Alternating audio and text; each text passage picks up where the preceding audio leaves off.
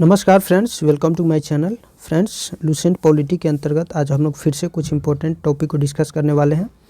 आज हम लोग डिस्कस करेंगे देशी रियासतों का भारत में विलय, ठीक है।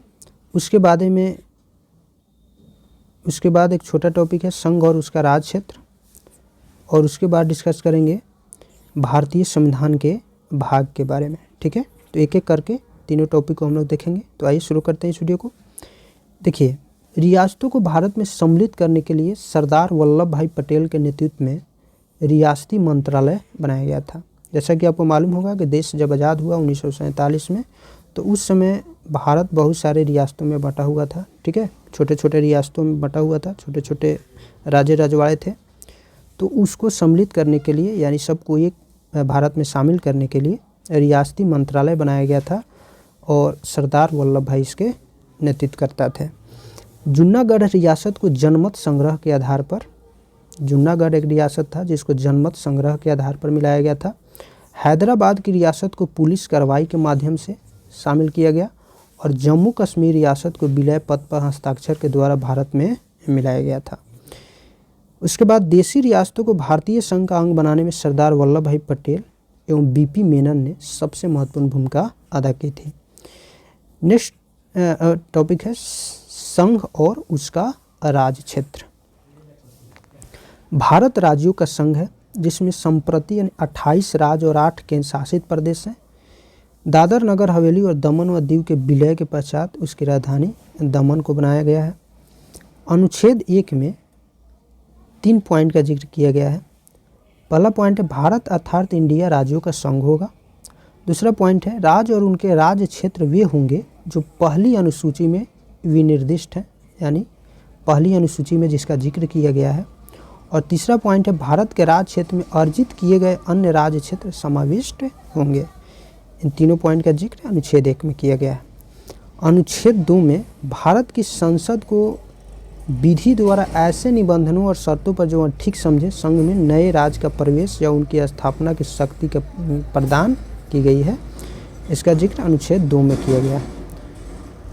नए राज्यों का निर्माण और वर्तमान राज्यों के क्षेत्रों, सीमाओं या नामों में परिवर्तन संसद विधि द्वारा कर सकती है, यह अनुच्छेद 3 में इसके बारे में जिक्र किया गया है, ठीक है। उसके बाद हम लोग देखेंगे भारतीय संविधान के भाग के बारे में, ठीक है। जैसे कि आप जानते हैं कि भारत में भारतीय संविधान में टोटल 395 अनुच्छेद, 12 अनुसूचियाँ और 22 भाग हैं, ठीक है। तो वो जो 22 भाग हैं उसको एक एक करके हम लोग देखेंगे कि 22 भाग में किन किन चीज़ों के बारे में जिक्र किया गया है और किन किन अनुच्छेदों के बीच इसको रखा गया है।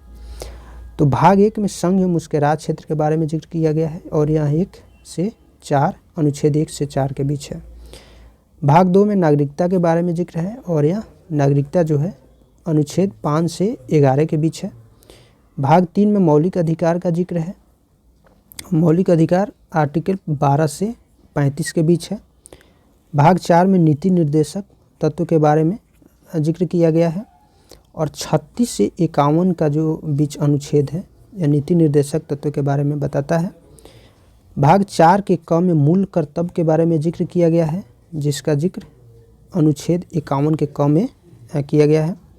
भाग 5 में संघ के बारे में डिस्क्राइब किया गया है, यानी जिक्र किया गया है, और यह अनुच्छेद 52 से 151 के बीच है, ठीक है। भाग 6 में राज्य के बारे में जिक्र है, और यह अनुच्छेद 152 से 237 के बीच है। भाग 7 में पहली अनुसूची के भाग ख के राज्यों को रखा गया है, जिसमें केवल एक ही अनुच्छेद है 238 से इसको निराशित कर दिया गया है, समाप्त कर दिया गया है। 7वां संविधान संशोधन हुआ था 1956 में, उसके तहत इसको समाप्त कर दिया गया है। जैसा कि आपको जानकारी होगा कि जब देश आज़ाद हुआ उस समय तक भारत बहुत सारे राज्य रजवाड़ों नहीं, बहुत सारे रियासतों में बटा हुआ था। तो उस सारे रियासतों को भाग क ख ग घ में बांट दिया गया था, यानी A B C D में बांट दिया गया था अलग अलग, ठीक है। तो उसी में जो भाग ख था, यानी भाग बी के जो पार्ट बी के क्षेत्र थे, उसको 238 में रखा गया था, जिसको 7वां संविधान संशोधन करके 1956 में समाप्त कर दिया गया। उसके बाद है भाग 8, इसमें संघ राज्य क्षेत्र को रखा गया है और यह आर्टिकल 239 से 242 के बीच है। भाग 9 में पंचायतों के बारे में जिक्र है और पंचायतों के बारे में जिक्र 243 से लेकर 243 के क से अण तक अनुच्छेद में दर्शाया गया है। भाग 9 के ख में सहकारी समितियों के बारे में जिक्र है और यह अनुच्छेद 243 के य ज से य न के बीच है। भाग 10 में अनुसूचित और जनजातीय क्षेत्र के बारे में बताया गया है और यह अनुच्छेद 244 और 244 क में जिक्र है। ठीक है।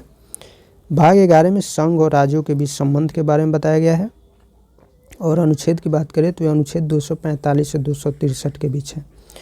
भाग 12 में वित्त, संपत्ति, समुदाय और वाद के बारे में जिक्र है और अनुच्छेद 264 से 300 के बीच में बताया गया है। ठीक है।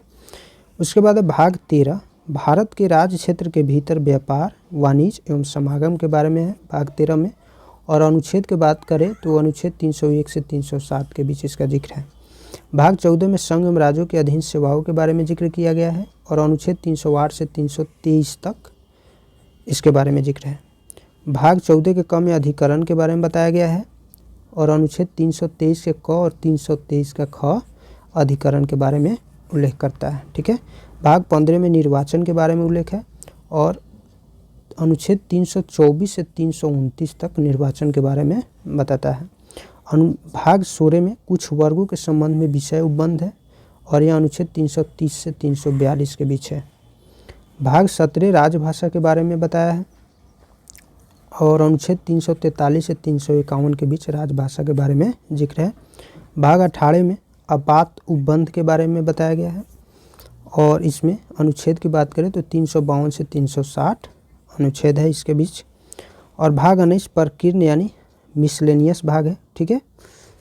इसका जो जिक्र है अनुच्छेद 301 से 361 से 367 के बीच। ठीक है। प्रकीर्ण करने का मतलब मिसलेनियस पार्ट, जो अलग अलग जो जितने भी इसमें जितने भी भाग है सब में से थोड़ा थोड़ा अलग अलग पार्ट जो होगा इम्पोर्टेंट, जिसको मिसलेनियस के रूप में इसमें शामिल कर लिया गया है।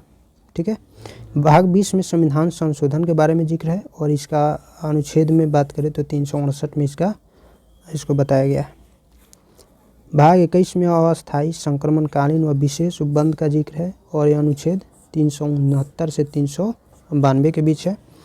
भाग 22 में संक्षिप्त नाम, प्रारंभ, हिंदी में प्राधिकृत पाठ और निरसन के बारे में बताया गया है और अनुच्छेद की बात करें तो अनुच्छेद 393 से 395 के बीच इसका जिक्र किया गया है।